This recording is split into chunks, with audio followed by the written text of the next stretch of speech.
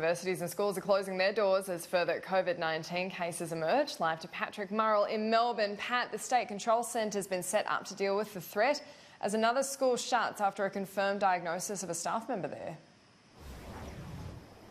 Yeah, that's right, Annalise. It wasn't that long ago that we saw the State Control Centre in Melbourne activated to deal with the bushfire disaster engulfing the state. It had only just been wound down very recently and has today been reactivated, this time to deal with the spread of coronavirus. It's a way for the government to coordinate all the different agencies dealing with the outbreak of coronavirus so that all that information and hence the response is centralised. At the moment, it is at a level 2 emergency, at a tier 2 of seriousness. If it does increase, that's when we start seeing more local transmissions, then that could be raised to a tier 3 and a state of disaster could be declared. That would give the Premier as well as the Chief Health Officer additional powers to help deal with the spread of the virus. That includes closing down major events, forcing people to stay indoors and closing down not just 1 or 2 schools but entire school districts. Here was Emergency Commissioner Andrew Crisp speaking about the powers the State Control Centre has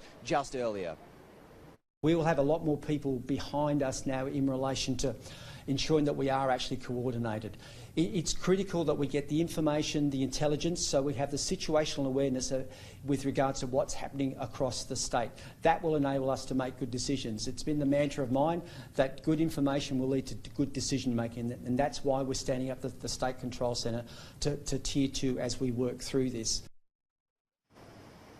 Annalise, I'm here at the Royal Melbourne Hospital, one of 7 locations across the state where there is a coronavirus testing clinic. That is a separate clinic, a separate entry to the usual emergency department where people can get tested if they are showing those flu-like symptoms to help stop the spread of the virus in emergency departments. If you have a look behind me, you can see the queue. It is extending out of the building.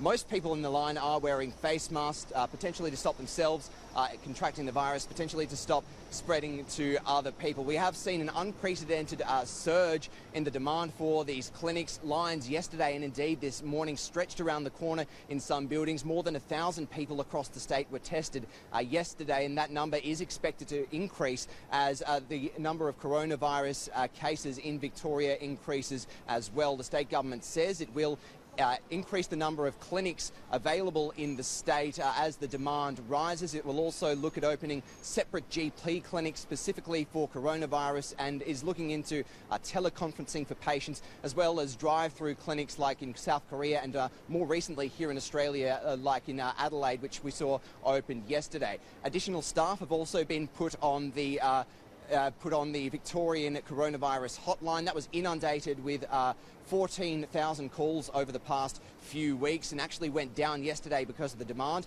They've increased the staff by 100 to help deal with it. Premier Andrews says that even though all these measures have been taken and the number of cases is rising, the state is still in a containment phase, although it is a matter of when, not if, we head towards that pandemic phase. We can with certainty foreshadow extreme and widespread disruption, big challenges for our economy, for schools, for workplaces, for major events, but it remains the case that that is not now. We're still in that containment phase.